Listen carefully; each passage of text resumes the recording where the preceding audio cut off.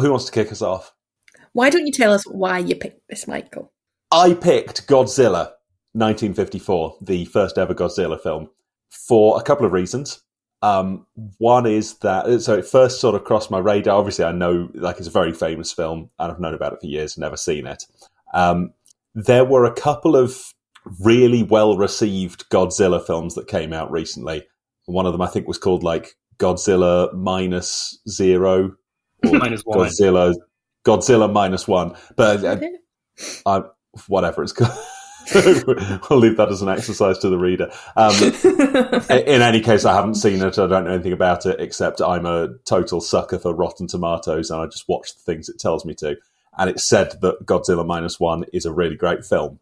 I looked and I thought, how many Godzilla films are there? I thought they were all crap. And I looked, and there's been 200,000 Godzilla films, and almost all of them apparently have been pretty crap. But the first one apparently was pretty good, and I thought, I could watch one Godzilla movie.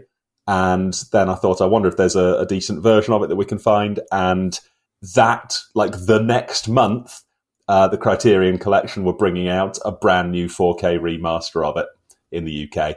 And so I thought, well, it's meant to be. So I pre-ordered a 4K Blu-ray. That's how much of a film buff I am. That's what this film club has done to me over the years. And then it was my turn to pick a film when I just got the confirmation email that it was coming in 2 days. So here we are. Godzilla, 1954. What did we think? Wow. Godzilla. Sometimes I just say some words and hope it's the name of a film. I always got that impression with you. Like that time we watched I Didn't Pick a Film, 1927. Oh, just whatever. Yeah, what do you reckon? Fernando, did you like this film? Well, it was certainly not Godzilla Minus One, that is. Right. For have you sure. seen that? Yes, I have seen it, and I thought it was really, really good. Okay. And I hated this film. Oh, no. It was so bad. Okay. Yes. Quite old indeed. Yes, it was very old. I'm sorry, I've really crammed quite a lot of super old, weird, black and white Japanese films down your throat over the years. No, I mean, most of them were good, except this one. I guess I was expecting this one to be good because I guess I enjoy everything Japanese, and okay, I like Godzilla. Except this one was absurd. I think there's only one rescuable scene, one that I did like, and that's when they were playing Go at the ship, and all the stones fall to the deck. That was my favorite scene. Tragic. I thought they were playing drafts. Draft. I'm gonna have to go back and check. Yeah. I thought they were playing with big wide pieces on squares rather than little narrow pieces on intersections. But I could be wrong there. Wow. In any case, I'm glad you liked it. Yes. What about everyone else? I really wanted to like it, because you should always like the original, shouldn't you? That should be you should always be like, oh, well, yeah, I quite like that one, but it's not as good as the original. But it just wasn't very good, was it? It was... No. No, it wasn't. Yeah. It pains me. I want to be a actually film buff, but yep, I'm with Fernando. It was old. Mm-hmm. Indeed, it was. Yeah. So what was lacking? Because I mean, we've seen some great old films. A proper film was what was lacking. Yeah. Well, I think you observed how much I enjoyed the special effects. There was quite a lot of laughing from you during the special effects sequences. Yeah. Yeah, it was mostly that, really. And then just this, there's a scary thing. Let's do loads of illogical stuff. Yeah, I see. Crack on. That was about it. Fair enough. Yeah. Laura? I haven't decided yet. Oh, brilliant. Oh. Because you haven't finished watching it yet. Oh no, it's finished. Great. When did you finish it? Oh, when did we start this meeting? We started this meeting 8 minutes ago. Well, How many minutes ago did you finish watching it? 8.5 minutes ago. Brilliant. Oh, is that why you were 2 minutes late? Yeah. I was going to say, that's fine. You don't have to tell us if it's only 2 minutes. But maybe it's not fine if you're texting us when you haven't finished one. She had 4 minutes of film to get through at that point. Oh, yeah. Oh, well. I think it was crap.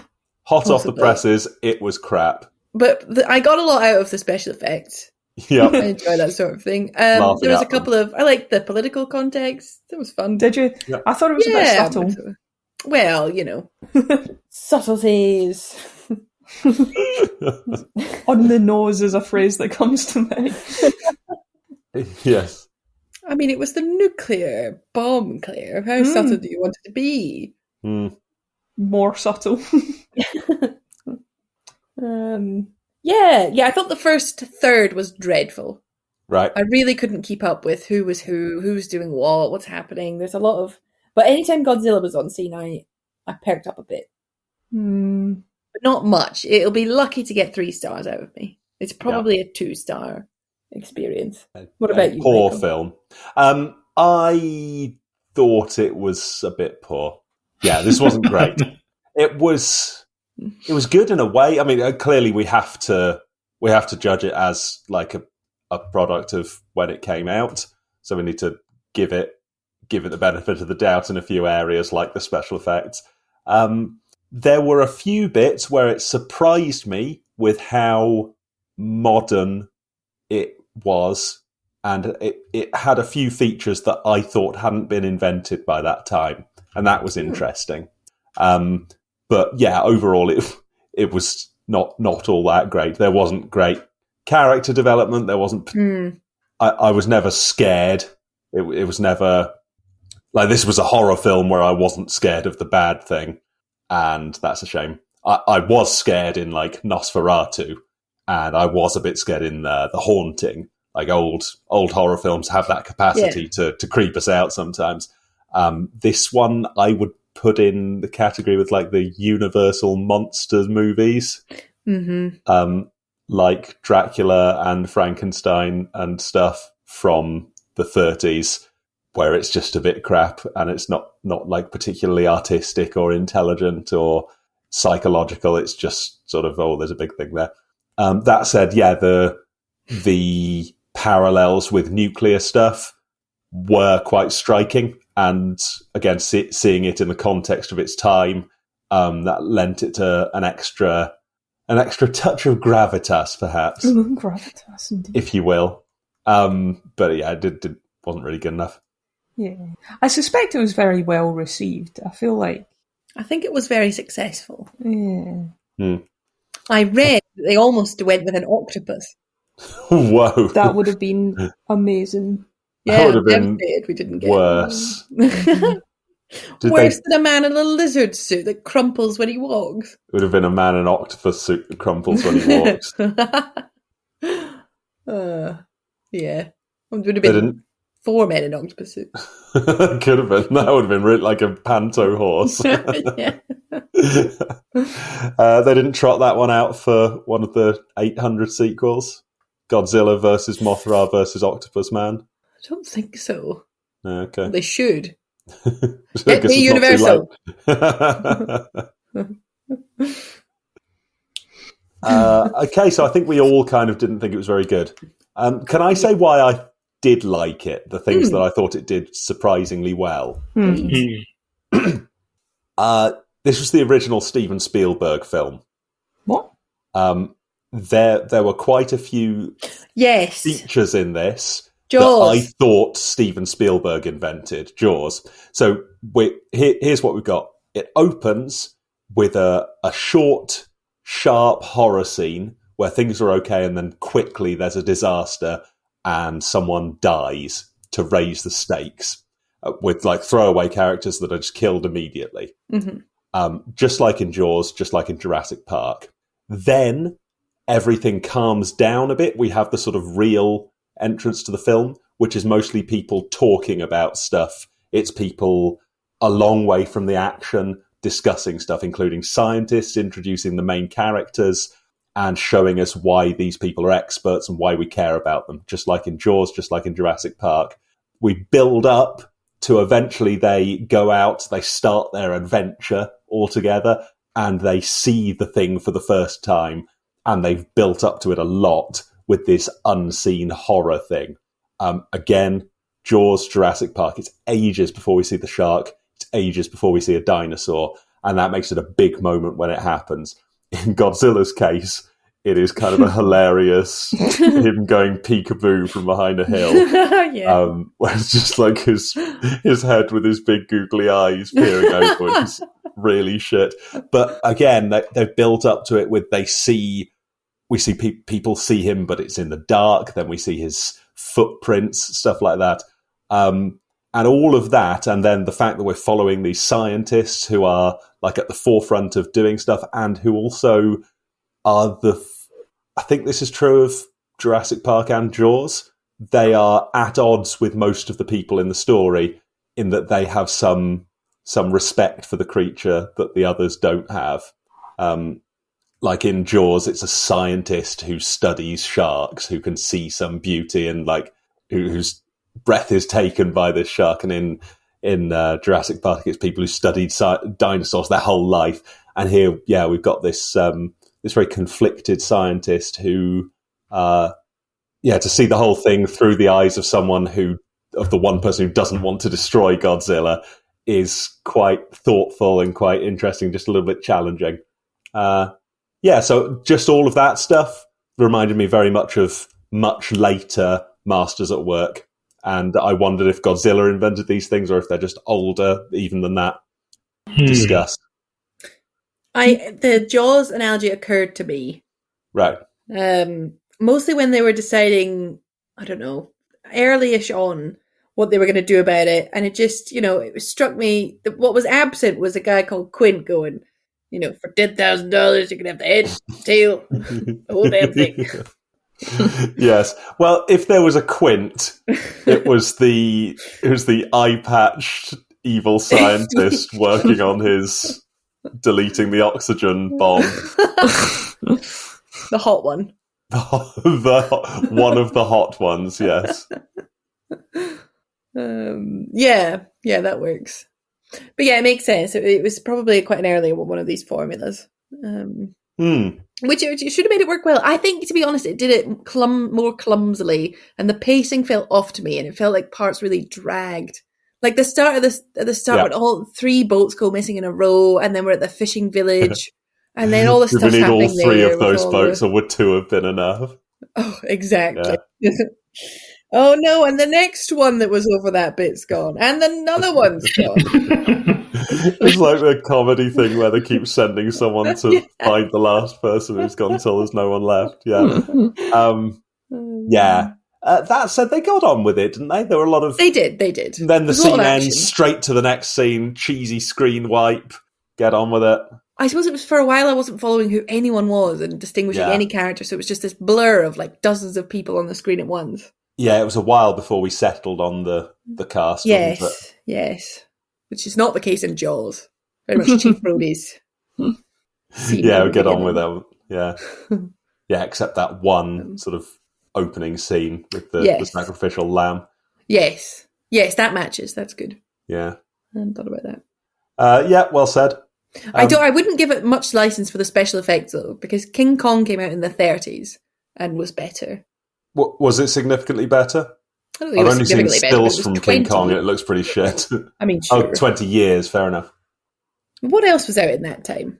56? 1954. 54, sorry. Trying to think of other films with special... Ben-Hur. Again, we're not talking about big sci-fi stuff.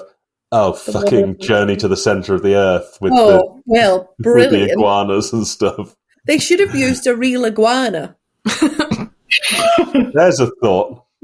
You'd have been all over that. You'd have been here right now saying they shouldn't have used a real iguana. That's so cruel. And that making it, like, feeding it petrol so it would cough it up and set fire to the city. Duck all those extra horns on it. and I'd have agreed with you. Yeah, no, they could have done something, couldn't they? So it was pretty shit. I wonder if they struggled with budget. I wonder whether this was pretty low budget, because for me, a lot of it was the just the little bloody toy trains and toy cars. Love the toy cars falling. It was exactly the same as the Time Machine, right? Yes, that's what it reminded me of. Created this amazing. They put loads of work into it, but it's just so obviously a tiny little car that they pushed off a little table, and it's gone bump. And I think you can get around a lot of that by just using bigger models. It doesn't have to be the size of a city, but instead of making the train like a little Hornby train like my dad's got in his loft, like make use a narrow gauge railway, like you use something that's a meter tall, something like that, and you can get stuff looking pretty good. Like with, am I right in thinking the Isengard in the Lord of the Rings films? They built a full scale model of that was sort of the size of a house. I don't know. And it's meant to be like half a mile high or something, but they made something that was, 5 meters high, something serious in size, because something that big, it moves in the right way, it captures light in the right way. Was particularly with water. I think we know how water moves, we know how water forms waves, and we can see like these tiny little drops landing on a ship and being like the size of a car, and it was just so shit. So just make stuff bigger. It doesn't have to be, you don't need CGI. But then we wouldn't get the fun of little toy people on their little toy car being rolled over. Yeah. Cut to real car, cut to toy car. It just took me out of it so badly. I was trying to think, how much would I be enjoying this film if I was scared of Godzilla? And I think it would have been quite a different watch. I mean, you can sort of say that about any film you're not enjoying. It'd be like, wow, how different would this be if I was enjoying this? I was trying not to get hung up on superficial stuff. It'd be like, maybe like how much would I enjoy A Few Good Men if I'd never noticed that Tom Cruise has a middle tooth? What? Like when you watch it, it's like maybe a bad film or maybe a good film, but all I can think about is the fact that when you see Tom Cruise smile, one of his teeth looks like it's directly in the middle of his mouth rather than having 2 front teeth. And it's really distracting. And whenever I see him, I'm like, look at your middle tooth. And that's a superficial thing that I shouldn't get hung up on, because that doesn't really matter. And if I can see past that, maybe there's some joy to be taken from the film that I'm not getting because I'm too busy laughing at it. Like, what if I had managed to see 300 without having seen all the like memes on the internet beforehand? It was this kind of thing. I thought maybe there's a great film in there, but I'm not sure there really was, right? No, I think it would have needed quite the overhaul. Yeah. We'd have to imagine, what if it had a good script?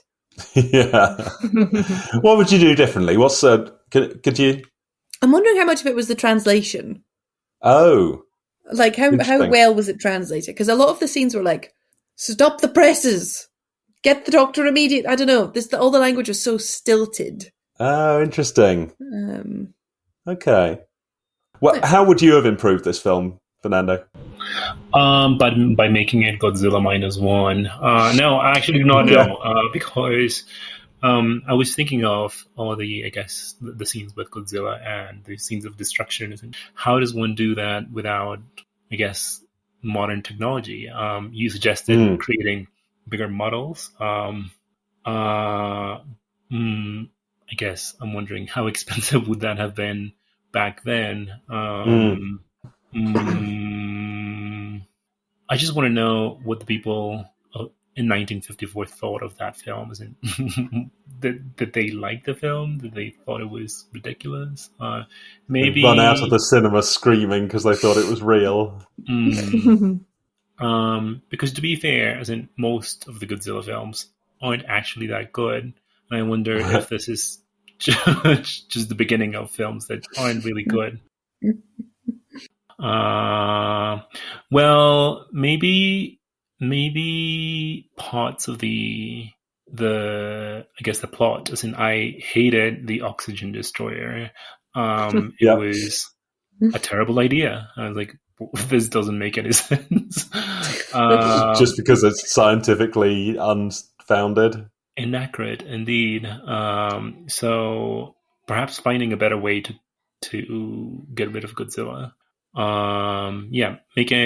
Making it, that would make it slightly more believable. And some of the acting, for example, when the woman, I guess, betrays the scientist, and she says, I had to do it because I saw this horrible thing in the laboratories, and what she saw, her reaction was,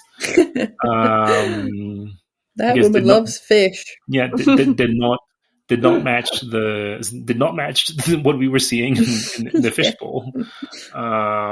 So maybe at least those couple of things are things that come to mind when I think of maybe things that I maybe would have changed, that maybe would have slightly improved the quality of the film.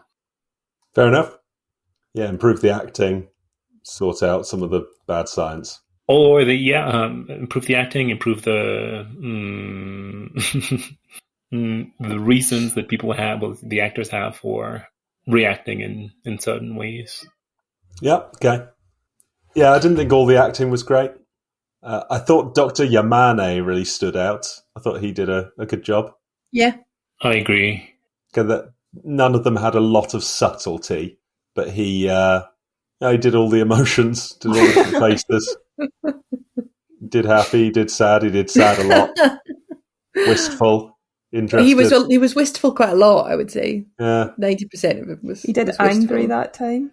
Yeah, he did angry. Oh, yeah. Get out of my house. I'm not sure he did angry. I think it ended up being wistful again. It was a sort of shut off anger. I thought it was good. Yeah. Didn't he do Lovesick? No, he didn't do Lovesick. He may have done Lovesick for Godzilla. For Godzilla, yeah, maybe. Oh, poor Godzilla. Or Dr. Yamane. Do you recognise him as an old friend of ours? No. He's in everything that Akira Kurosawa has ever done, I see. Including Rashomon and Throne of Blood. Oh dear. Wow. But I guess not in Seven Samurai, because that came out the same year. He was in Seven Samurai. He was the leader of the Seven Samurai. He was the main character in Seven Samurai, yeah. There we go. Which we should watch sometime. Well, we should watch it right now. Well, Bug's Life instead. We could watch we could have a big Seven Samurai theme for a while, where we watch Seven Samurai and The Magnificent Seven and A Bug's Life and that Star Wars spin-off that they were going to make that they'd never made. Yes, let's do it. Can we watch all of those kinds of films? We could watch... I'd love that. What did we've watched it before, The Three Amigos. Yeah, Three Amigos. Yeah, same basic idea, right? Shanghai Nights, also. No, Shanghai Noon, sorry. I'm not sure these are quite such close maps. I don't really know. I'm just pitching films that I want to watch. Films where there's a village and people come to it. Yeah. I see. Anyway, I liked him. Someone else was saying something interesting, though. How did they know it was a man? Not a man. A male. A boy Godzilla. Yeah. I guess they didn't. They just said he, didn't they? Sexism? Just went through, classic. Yeah. Maybe they just associate violence and strength with men. Maybe the females have different colouring. Maybe. That would be just like people, and to see a new species that's never been described before. It's nothing like anything we've seen on Earth before, and be like, that's a guy right there. It's like God, right? Masculine just say energy. God is male. Yeah. Because, I don't know. Default. Let's just say, male is the default. Well, gender. maybe they were mistaken, because in Godzilla 1998, they actually discovered that Godzilla is female.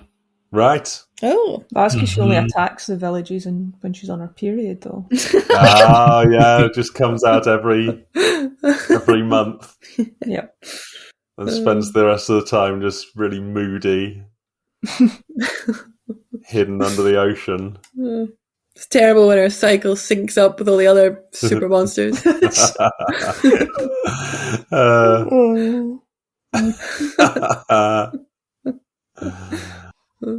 Kraken and Godzilla fighting over the bars of chocolate and bottles of white wine.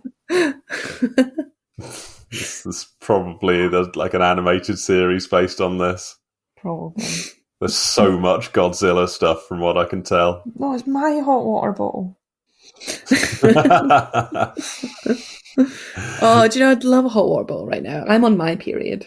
Oh, hot water bottle's so good when you're on your... A big hot chocolate and a nice hot water bottle. Oh, it'd be great. Is that why you've had 2 massive hot It chocolates might be. today? Now that I'm saying it out loud, yes. It's certainly why I'm being so cruel in my marking.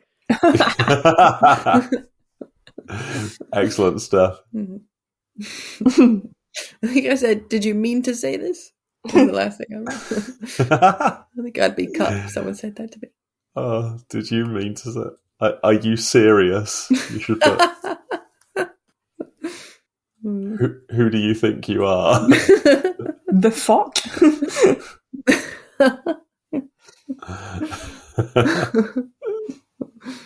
Other things we should talk about. You know, can I say what I enjoyed? Please. The bits that I unironically thought were good. Please. So at the scene where Godzilla's rampaging around the town, great, obviously, but where there's a woman hugging her 3 young children, saying, "Oh, we're going where Daddy is," or something. Oh, yeah. Do we go back to her, or is that just she's dead now? She's I dead. don't think we see her again. Yeah, wow, haunting, beautiful. Sometimes there was just these odd moments of like really impactful, striking, shit dialogue, and yeah, I quite like that. Because it was it's easy to lose the individual stories on something of that scale, isn't it? I find, I don't know, Transformer films. I think I've seen Transformers 12, or I've seen one of them anyway. And there's just like an entire town dies or is destroyed during a fight between other things, and it's like that's a lot of people and a lot of lives that are just ended now, and we've just brushed over that. So yeah, I thought that was a nice touch. I agree with that. You've often mentioned the scene in Titanic that you remember. Is it the old couple? It's the old couple just holding hands in bed, and you know they're about to die, and you don't see them before or after, but they just get a few seconds of screen time, and it makes it that bit more real. Oh, I'm not going to be able to sleep for days now thinking about that. I'm going to have to pick Titanic sometime. It's such a good film. I love that. I need days to recover from watching Titanic. Well, I don't know if I'll be able to cope anymore now that I've had Heather. Yeah. You don't realise how important life is until you've got a child, Laura and Fernando. Changes everything. Broken for a long time. You can reassure yourself that the Titanic sinking was actually just all a myth. It's just not real. That's true. Just fake news invented by Big Iceberg. It's to trick CEOs to go down in submarines so that they can have their submarine sail. It's a communist conspiracy. Ruin capitalism. There's a huge shipwreck down there and it's full of Bitcoin. Yeah, you can only go if you're rich. Make your own way there. Bitcoin. Sorry, that's just that'll get them all going. They'll all be down there taking backpacks with them to collect all the Bitcoin. Yeah, just shove all of the Bitcoins in. Thousands and thousands of waterproof, non-fungible tokens.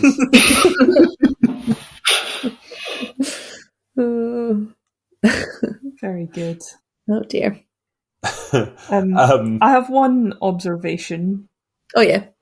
So I talked about the futility of other anti-Godzilla measures. Mm-hmm. Things like we'll put up some barbed wire and we'll randomly bomb the sea. I did think when they were just the depth charges before they'd figured out where he was. It's not very good. Do you know what will kill it? Some loud bangs. Maybe nearby. Who knows? There was bombing the ocean. Yep. Arbitrarily. There was the sending boat after boat into the area where the boats are vanishing. There was let's put up some barbed wire. Yep. We're going to electrocute it. They did electrify it with tension. I don't know. Sorry, that's a Help reference. Were there any others? Just most of their decisions seemed rubbish, like just sending in tanks and stuff when it can just stomp on everything. They weren't fast to learn, were they? No. Yeah. But I think there's a point, I think that's the key, is that conventional weapons were ineffective against Godzilla, who represented the nuclear revolution in weaponry, right? So all the conventional weapons that they're used to, and it took a new technology to be able to beat it. And that's what the oxygen destroyer was. And if they knew what the next thing was after nuclear weapons, then obviously they couldn't just tell you in a film, so they had to make up some nonsense science. Just like, it could be an oxygen destroyer. But yeah, I think that was part of the allegory about nuclear power, nuclear weapons, was how ineffectual all their conventional weapons were. Yeah, I see. I think it was supposed to be frustrating to watch. It was supposed to be like, well, obviously that's not going to work because it's a big monster that's made of nuclearness. Do you think that continued touching radioactive mud after being told that it is dangerous is also a bad idea? That's how dedicated you are to the science, doesn't it? But I mean, the guy he's handling this trilobite. One guy goes, "Oh, don't touch that; it's radioactive." And then the guy who's touching the trilobite made eye contact with him, sort of nodded and was like, "Oh yeah, sure," and then just kept holding it. Yeah, okay. But he was like, "Oh yeah, good point, mate. Yeah, thanks." Academics. I mean, he was going to put it down, but he didn't drop it or anything. He was just like, yeah, whatever. Yeah. No, I think that is just the way scientists work. Oh, okay. I see. All the old school chemists in your building pouring stuff over their hand to see whether it feels like it's carcinogenic or not. Yeah. Oh, yeah. No, I've seen some very poor approaches to safety. Just stick some on your tongue, figure out whether it's arsenic or not. Well, there's a famous paper about how if you need to generate hydrogen cyanide for a reaction, then it's recommended that you smoke a cigarette while you're doing it, because the cigarette will change flavour and you'll know to leave the room because you've leaked hydrogen cyanide. That's so good. Ooh. It's from the 30s or something, but still, that's the level we're dealing with here. I'm not surprised he kept digging around in the horrible. Would that work? What's that? The cigarette? Yeah, it was a legit thing. Brilliant. Yeah. So by the time you're tasting it, it's in your bloodstream, right? Well, that's why you do it through the cigarette, because it's filtering it, so it's going to react with something in the cigarette. So you taste that before the hydrogen cyanide gets to you. Oh, okay. What if you use menthols? I don't think it commented. Okay. Maybe it did. It's a long, long time since I read the paper. That's cool. Sorry, we should remember how new the idea of radioactive contamination was. I think even when they dropped the bombs on Hiroshima and Nagasaki, they realised it would create a devastating explosion, but they didn't realise that there would be this fallout just this basically invisible disease that would cover huge areas of Japan and kill people years later. That was very poorly understood and was only recently understood by the time this film was made. Wait, was that true? Did they really not understand radioactivity when they created nuclear weapons? Yeah, I believe so. They didn't understand that it would work in the way it did. They just wanted to create a big explosion. There was serious safety, bad safety procedures when they did the tests in the US. Just went out to the Nevada desert or whatever, ignited a bomb, within 100 kilometers of cities, that kind of thing, and only later realized that like measurable serious amounts of radioactive material were being kicked up by this bomb, and they were going up into the upper layers of the atmosphere where they get spread very widely. There was very, very bad safety procedures just because people didn't understand. It's my understanding. I'm not an expert, but wow, how interesting. Because I guess I would have expected them to understand it a little bit more, given that I guess so much theoretical physics must have gone into the creation of the nuclear bomb. Yeah. I guess in my mind that entailed some deep understanding of the physics, which included the radioactivity of the elements that were being detonated. I think it was all happening at breakneck speed. They, by the time they detonated the bombs in Japan, they didn't know, that it had only been some small number of years or months since a viable bomb had been invented, so they hadn't had time to study the fallout of it and stuff. Which is precisely... I think they knew about radioactive decay and stuff, and that's what Marie Curie died of, right? This happens time and time and again. As in, again, we're doing things at breakneck speed. As in, I think it was in 2020 that we started putting like 5G towers, cell towers, not knowing that they spread the coronavirus. Yeah, it was so short-sighted.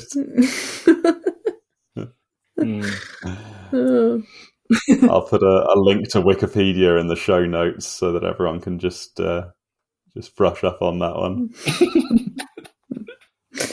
Oh dear. My old warden at the halls that I was the assistant warden at was a big, 5G conspiracy theorist. Oh Christ! Yeah, I think I remember you American. saying that. Right? It's not a conspiracy, Laura. Sorry, yeah, no, I don't. I wouldn't. It is a conspiracy. They're all in on it. They're trying to. Did you know about Americans testing hydrogen bombs near Japan throughout the 50s? I did not know that. Underwater. I read about that just yesterday. I only came to know about it through this film, so thank you, Godzilla. Yeah, I think I didn't know specifically that. I knew they were doing nuclear tests all around the world, wherever they felt like it. But they started in the Marshall Islands, and the fallout reached Japan very quickly. Right.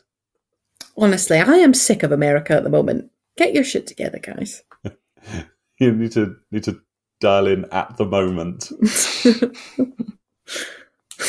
I'm definitely sick of America 70 years ago. And all history. Yeah. They need to take a good, long, hard look at themselves. And so do the British. I'm saying it. Yeah. So brave. You're quite right. Yeah. Can we extend it? Koreans. How about Israel? all people? Israel. Yeah. All the people of the world. I think this episode is descending into... Yeah, what other countries don't you like, Laura? I've got the map open. Hold on, let's do a little... Okay, go around. It's Luxembourg. Mongolia. Yep. Specifically Ulaanbaatar. Yeah. Shockers. Yeah. Fuck the people of Ulaanbaatar. I'll let them know. I'm sure I have more thoughts about Godzilla. Could we dig a bit more into the stuff to do with the nuclear bombs then? Yeah. It's one of the few things I knew about this film before I started is everyone saying, oh yeah, Godzilla is a metaphor for the nuclear bombs on Hiroshima and Nagasaki. And this is well known, and this because it was part of the Japanese psyche at the time and all of that. And that it didn't quite present that in the way I expected it to. And I wonder what you guys thought of it. Oh, how did you expect it to be presented? Well, I thought it would be like a sort of allegory where they never mention. Oh, I see. Nuclear bombs. They mention it every 5 minutes. Yeah, here they're mentioning it all the time. It's just a background part of life for them, as I guess it must have been for Japanese people at the time. Just this ever-present threat of this horrible thing that had happened, that people all knew someone who, many people knew someone who died in these attacks, and it would have felt quite terrifying. That there's some of the shots even that you see after Godzilla is attacked are this devastated landscape that it looks very clearly like. I thought even at one point his head coming up looked like a mushroom cloud. Oh, really? I never got that. But yeah, clearly we were meant to draw a parallel there. But it was interesting that wasn't subtle. That wasn't like you're watching it and you go, oh, hang on, I think this is about the nuclear bomb. This is like everyone's talking about all the time, and characters on the train near the start say, oh, I've had enough of this. I just got away from Hiroshima in time, and now Godzilla's here as well. That would be me. I identify with that woman. Oh. Typical. Could only happen to me. After another. Yeah. Someone survived Hiroshima and Nagasaki, didn't they? Oh, they did, didn't they? Yeah, they just happened to travel from one to the other and witness both bombings and just got away both times. Awful. Have you seen Oppenheimer? No, I haven't. Oh, right. Oh, it's worth a watch. Okay. Yeah, people said it was quite good. I've been stung by Christopher Nolan too many times, but I was considering it. It's a more linear story than he usually tells. Oh, okay. I'm just picturing like a ball of wool all tangled up. Do you know about the American version of this film? Yeah, I briefly looked this up. Can you remind me? I mean, I'm doing my usual if I've read the Wikipedia page, so I'll let you relate to the Wikipedia page to you. But they, so you correct me if I'm wrong, got the rights to this to show it in America. The director, not the director, but whoever it was, cut 40 minutes out, including any mention of anything political. So all the stuff about the nuclear bombs, Hiroshima, Nagasaki. Brilliant. The end, and then just pasted in an American actor just reacting to things. Okay. That was quite funny. It's not totally unlike what they did with Power Rangers, right? I don't know. Did you watch Power Rangers when you were a kid? Yes. Yeah, so I never knew this. I loved Power Rangers when I was a kid. You can look it up now. Half of Power Rangers is an 80s Japanese TV show about people fighting giant robots and stuff. And they took that bit out and cut it. They just took the action scenes with the people in the suits, so the full body suits, so you can't see who's inside them. Took all of the action scenes and cut out all of the bits with the actual characters, made a totally new bit with American actors with the actual character stuff, and that was what Power Rangers is. So every time it goes to one of the battle scenes, it's a completely different cast, recording it several years earlier for a different series.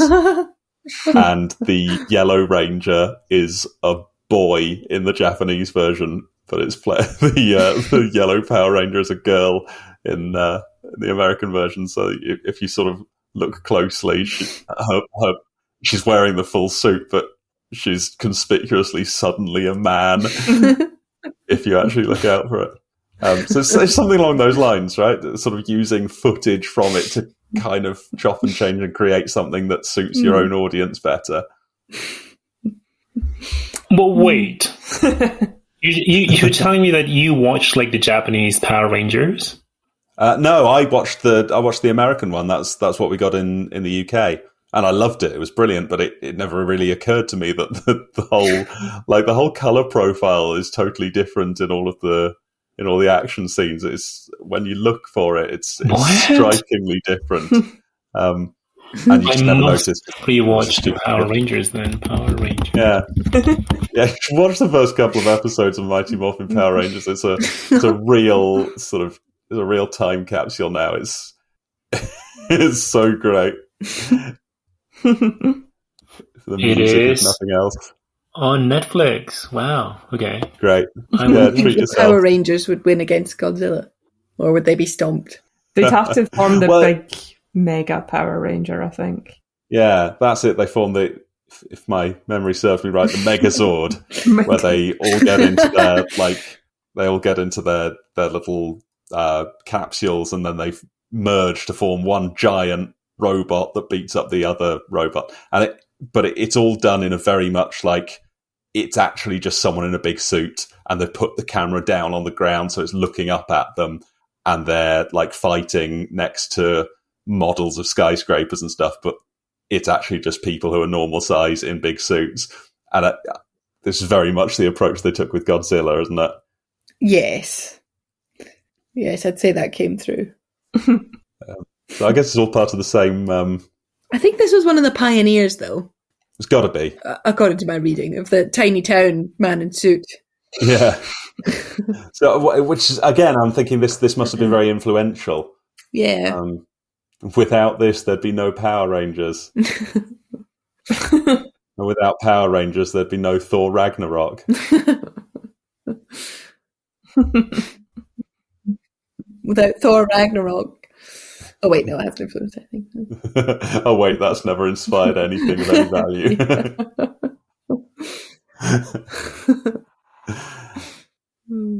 I can't remember what my point was going to be.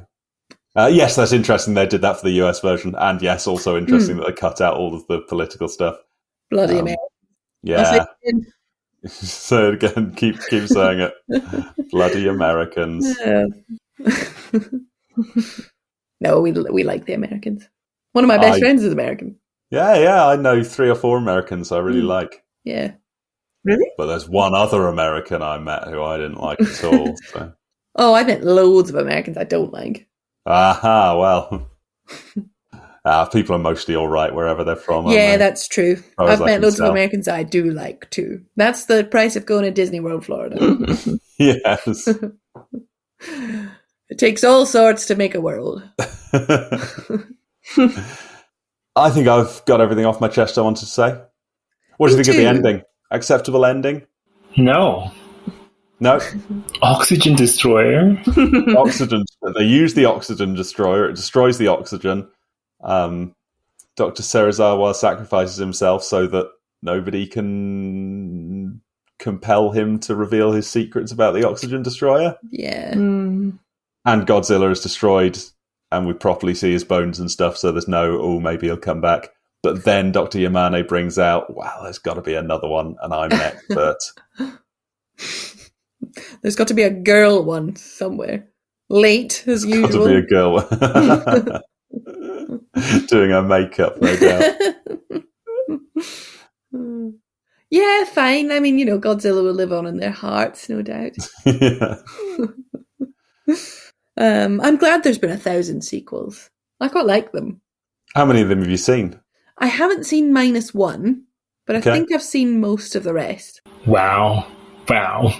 Most of the rest? Well, weren't there like another 8 in the 50s? I've seen no, I meant from the 2000s onwards. Okay. It feels like there's been a lot since 2000.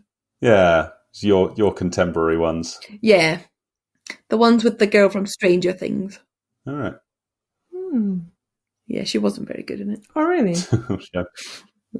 Who, Millie Bobby Brown? That's the one. Ah. Oh, she was all right, but, I liked her in the Sherlock Holmes thing. Yeah, she was good in that. Do we play games? Yeah, why not? What games do we normally play? I would say cast ourselves. Would you cast yourself as? Did anyone have enough of a personality to... Oh, yeah. Yeah, totally.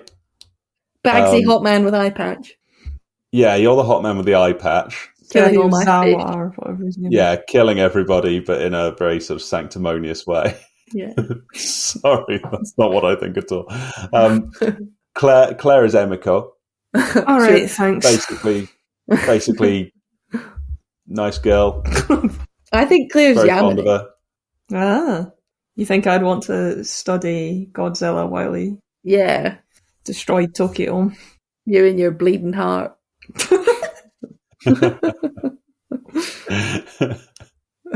All about the science until one person tells me it makes them sad. Yeah. I'm like, oh yeah, whatever. Let's leave it. And I'm Godzilla. Lovely. Yep. Just turning up and going. Turn up, make a big noise, get a lot of people involved. Was it evident to all of you that Dr. Daisuke Serizawa was gay? No. No, but I'd love to discuss it. Well, I just made that up, but I'm sure that he is gay. No. Yeah, okay. I thought the Serizawa Ogata fight scene was quite Homoerotic. full on. There's a lot of punching, a lot of grabbing, and then like he knocked him out, but then like held on to him for a bit and helped him. There was some. It was an interesting love triangle. Too gay. You're quite right. Do you think this was a horny film? Yes, it was. No, I'm not sure it was. I mean, can it be horny if it was so somber? It was pretty somber. It was pretty somber. No, maybe it's not It's a a horny new film. genre. They can't help being very good looking. Yeah. But I think the eye patch was meant to like make us view him as a bit like horrific and disfigured or whatever, but in a way it just lent him an extra air of cool. There's no one's never not sexy in an eye patch. Name one person who's not rocking an eye patch. Oh, there's a theme for a few film picks. Does Dr. No have an eye patch? Dr. No, I don't remember now. Yeah, I think he has an eye patch. One of the villains does, I can't remember. He doesn't. No, I've just misremembered him with an eye patch. How was this film like Black Narcissus? Oh, the nuns? No. Nice try. It was the real threat was from inside their own minds. It wasn't, though, was it? I don't think it was. I think the real threat was from Godzilla. It was terror that was the real killer. I think it was the fiery heat ray that melted all the pylons and blew up all the buildings. What about It was all a absurdly metaphor. small props? Because they had those tiny horses. Oh, yeah. Animals aren't props, Claire. Yeah, they are. What else are they? Very close. Actors. Yeah. Oh, are animals actors? Have you never heard of the phrase animal actors? I suppose you think Homeward Bound is just a film about load of props running around. Kind of. Animal actors. I just in the same way, the picture of Homer Simpson isn't an actor.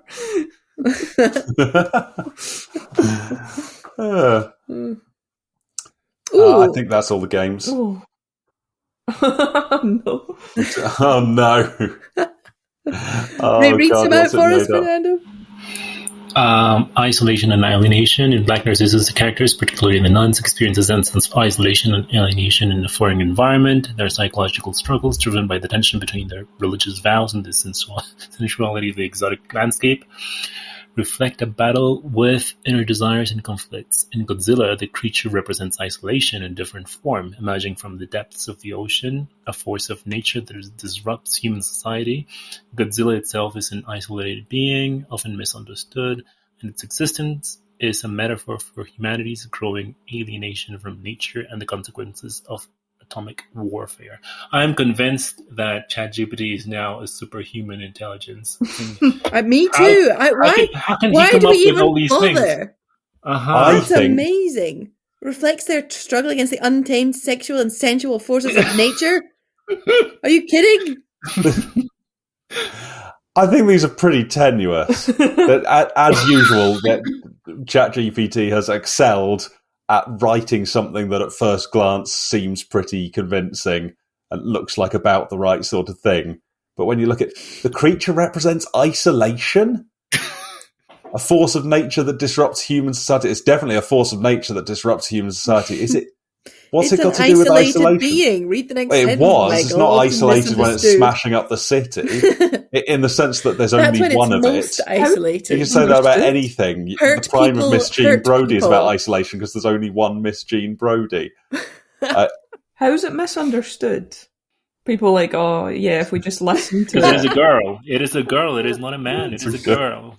So just wanted to be friends with Tokyo. You see, it's that you look at it and you go, okay, quick scan, looks about right. Copy and paste. But Submit. It's just not. Submit to MMS. Doesn't really stand up.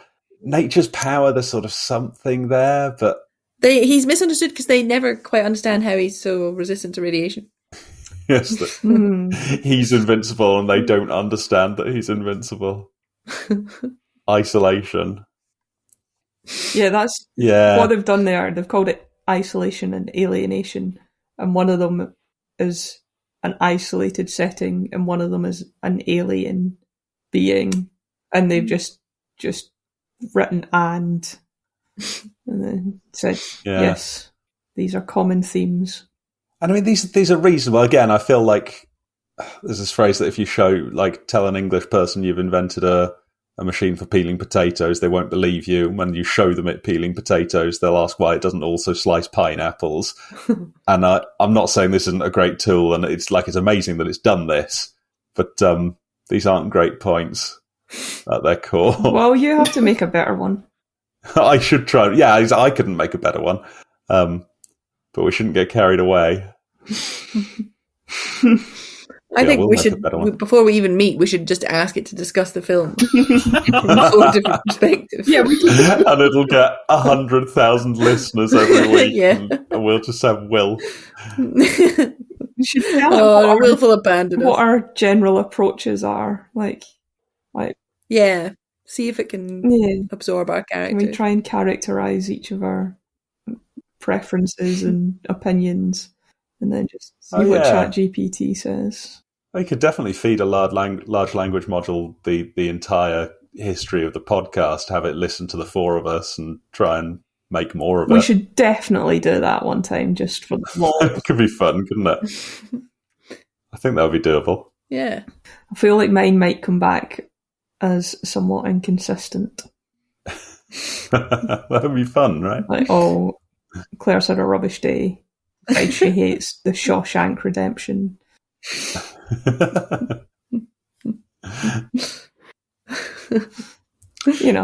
like that. Yeah. I'm determined. Does anyone have... I really want to beat ChatGPT on this, though. I want us to come up with something like... About the link between them. You got it already. It's the tiny horses and the tiny trains. Don't overthink it. Transport. And you said it in 5 words. You didn't do all this blithering and writing bullet points. And we got a student submission the other day on one of the pieces of coursework. They had a section where they put a table with their results, and the top of the table said, "Sure, here's a table with those values inserted in it." Oh no! Oh, absolutely. It wasn't even something serious they cheated on. It was just so obvious. I'm on my period, so I'm reporting fucking everyone I'm marking for academic misconduct. If they use the word delve, I'm like, ChatGPT. Nobody uses the word delve except me. Does anyone have any high quality original points to make about Godzilla? No. I think we had fun. Not a single one. It's a shame it wasn't a very good film. It is a shame, it's a shame when things don't I'm glad we watched it, but... Yeah, it's nice to hand into the canon, isn't it? Yeah. Good luck editing this. I feel like that somehow important. Yeah, I'll be a bit selective here. Yeah. Oh well. It's just nice to hear your voices again. Oh. We should do this more often. How do you think you'd react to Godzilla appearing in St. Andrews? or indeed Mexico City. Oh, Christ. He seems a bit more like a Mexico City monster. Although that's a long way from the sea, right? That's a bit racist. We are landlocked. Could never be St. Andrews. Untouchable. The bubble. St. Andrews is a nice little town. Oh, can you imagine in the UK it would be a newt, wouldn't it? No one's ever been threatened by a newt. We'd get Gussie Finknottle to come and deal with it. Gussie Finknottle would be the scientist that tries to save it.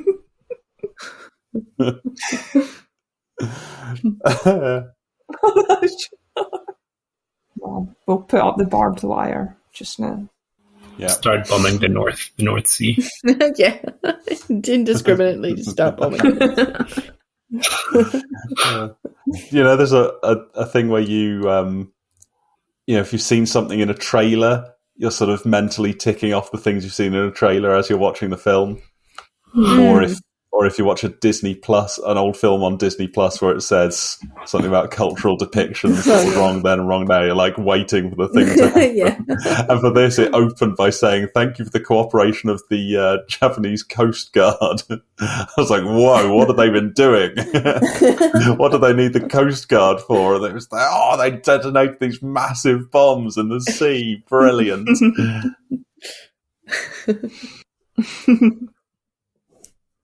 Should I play the music?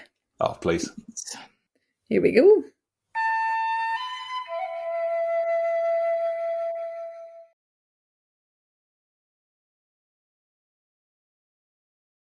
Three, 2, 1. Scissors. Rock. Damn it. Okay, Yes. it's Claire. Right. You gotta. I've got something written on my phone and I don't know if it's actually a film. And there's also a concern that it was recommended by KJ and is therefore just a bit mad. Alright, okay, yeah, this is a bit mad. Let's go with Holy Motors from 2012. Okay. Holy Motors, 2012.